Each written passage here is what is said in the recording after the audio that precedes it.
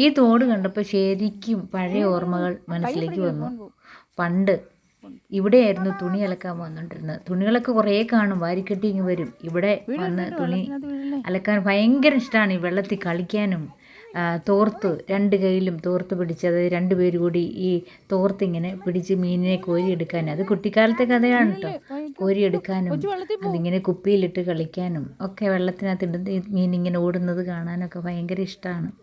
അതുപോലെ ഞണ്ട് വന്ന് കാലിലിറക്കും. ഇപ്പോഴും വെള്ളത്തിന് മാറ്റമല്ല, തോടിനും മാറ്റമില്ല. പക്ഷേ എനിക്കാണ് ശരിക്കും മാറ്റം വന്നത്. ആ പഴയ ഓർമ്മകൾ ശരിക്കും വല്ലാത്തൊരു സന്തോഷം പകരുന്ന ഓർമ്മ തന്നെയാണ് കേട്ടോ.